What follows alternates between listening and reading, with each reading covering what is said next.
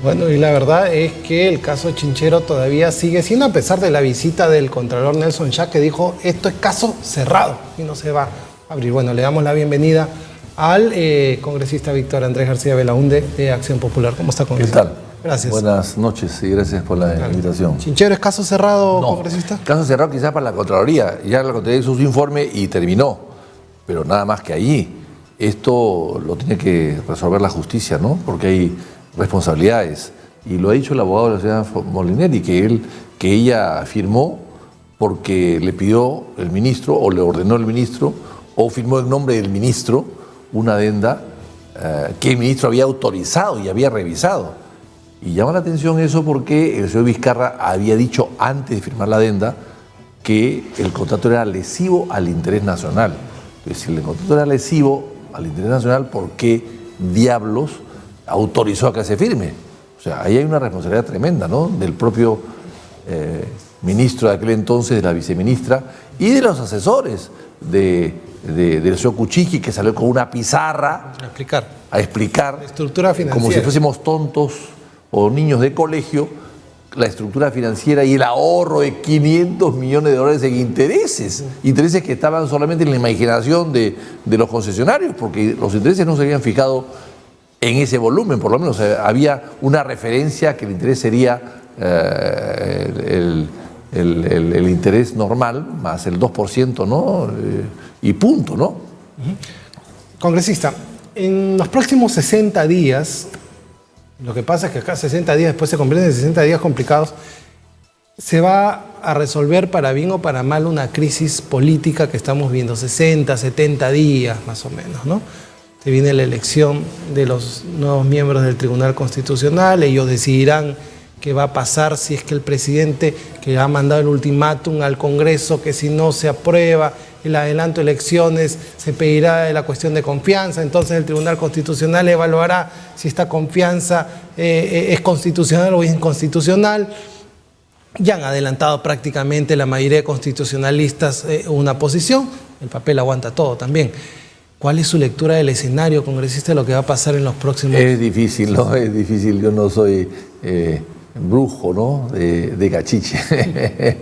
Ni en ninguna parte, ¿no? Yo creo que el Congreso ya se ha mutilado, sí. Ya aprobó la no reelección, absurdamente a mi modo de ver, pero se aprobó la no reelección por odio hacia algunas bancadas, básicamente las bancadas mayoritarias, y sin darse cuenta además que la reelección en el Perú equivale al 10%. O sea, por el 10% del actual Parlamento que no se quieren que se reelijan, se ha sacrificado al 90% restante, que no pueden ir a su reelección.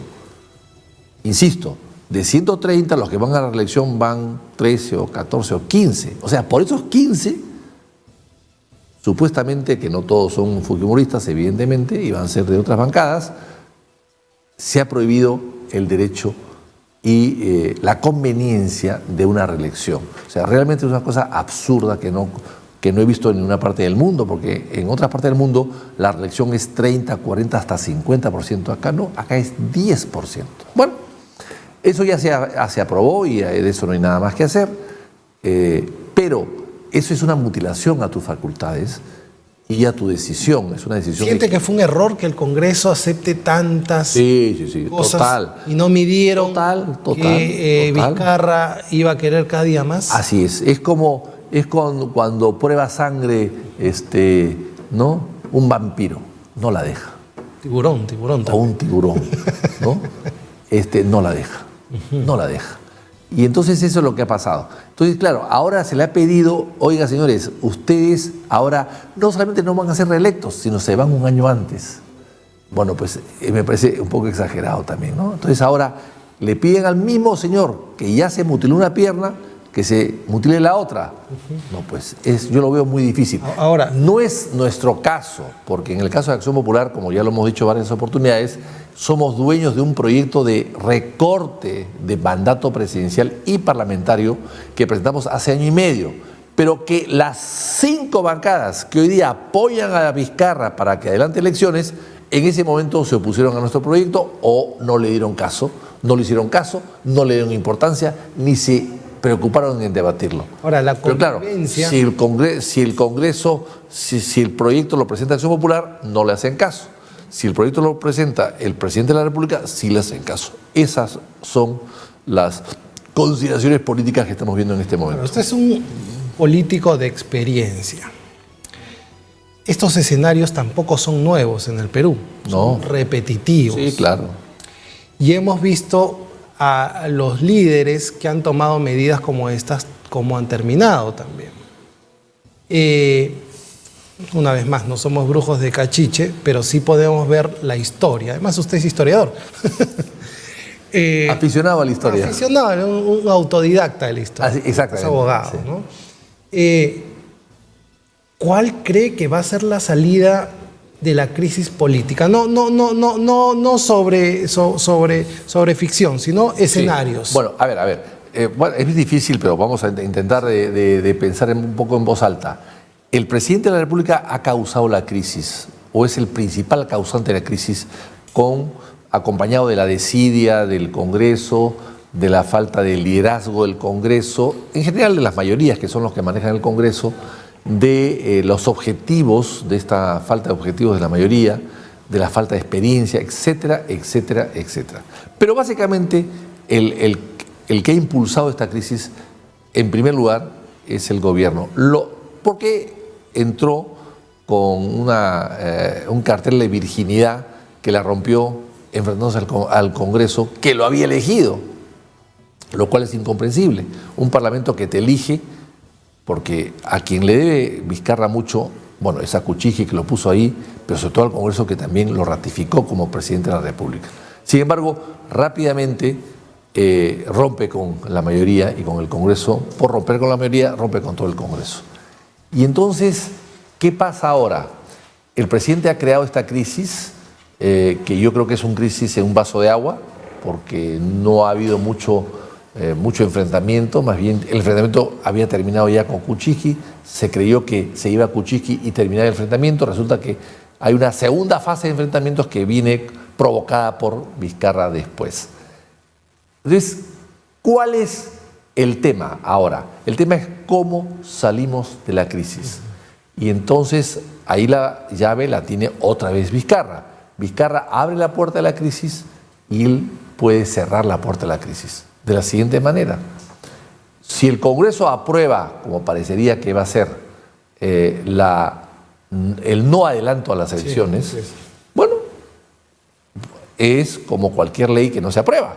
Cualquier ley que manda el Congreso, que manda al Congreso el Ejecutivo y que no se aprueba.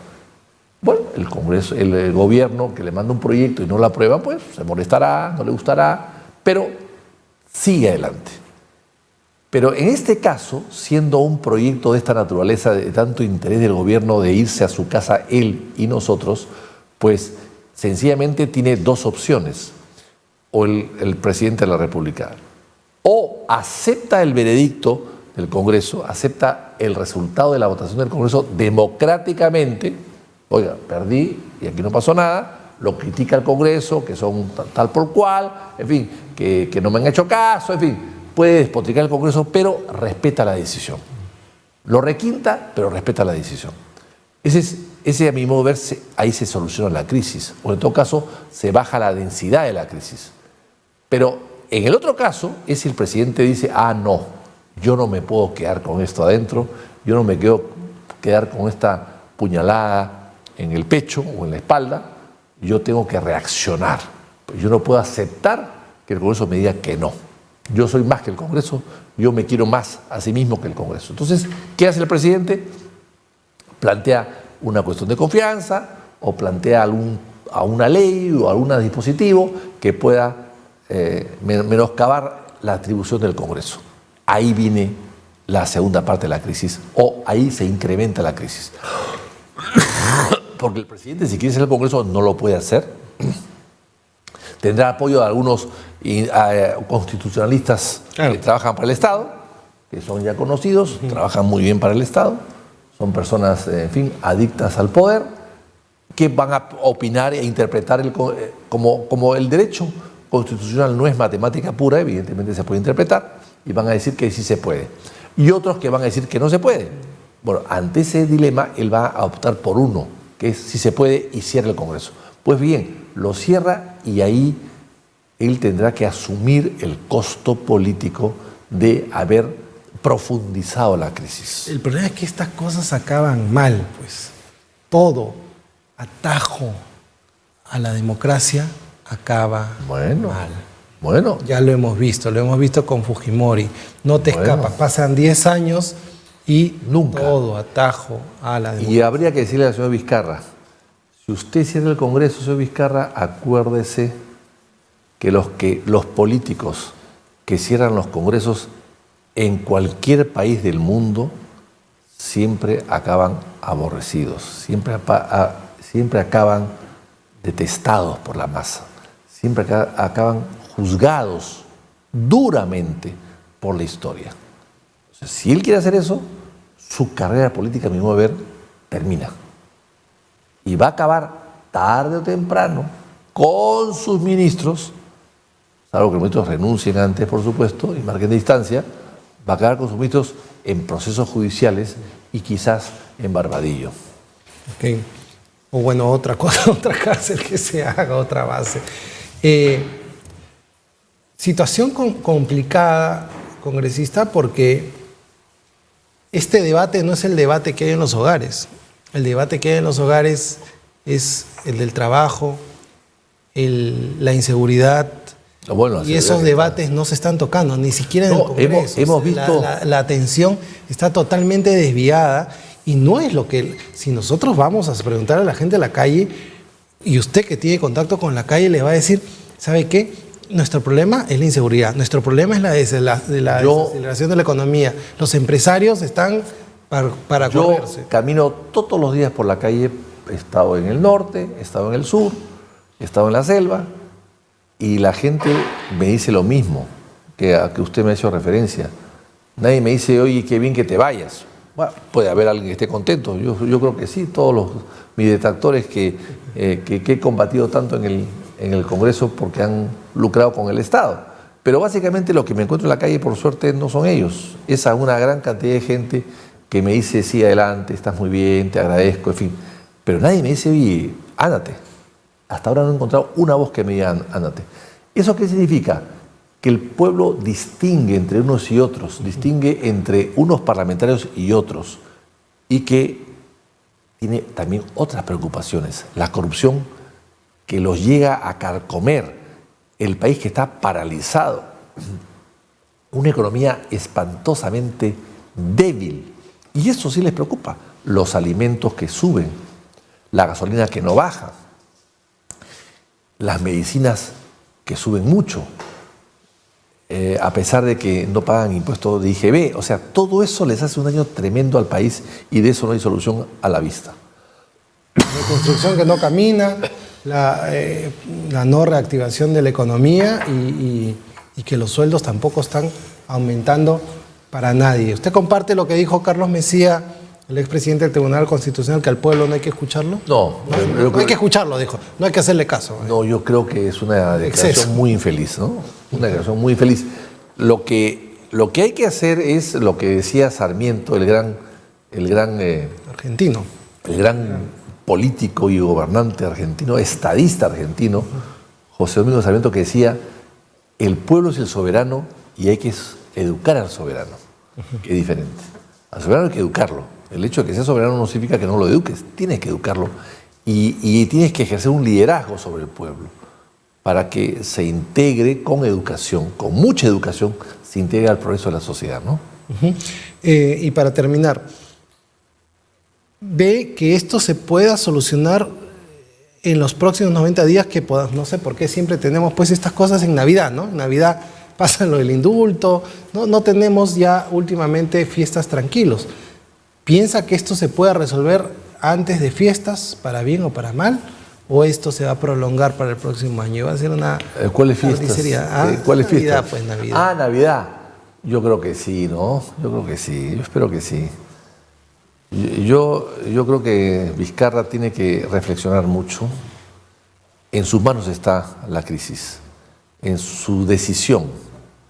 en su mente y en su mano que puede firmar cualquier decreto, está su decisión de solucionar la crisis. ¿Y hay Él depende. conversaciones sinceras cuando se reúnen como bancada con el presidente de verdad decir vamos a solucionar esta crisis? No. Hemos tenido una buena reunión con el primer ministro del Solar, muy buena reunión, pero no sabemos exactamente si la sintonía del Solar y del presidente es la misma, ¿no? Parecería que hablan idiomas diferentes, parecería, pero ojalá pues que esta buena voluntad que ha mostrado el Solar sea también contagiada o practicada por el jefe del Estado, ¿no? Bueno, la realidad es que ha vuelto el 2019 un año preelectoral y 2020, sea cual sea el escenario. No. El próximo año es electoral, es clarísimo, ¿no?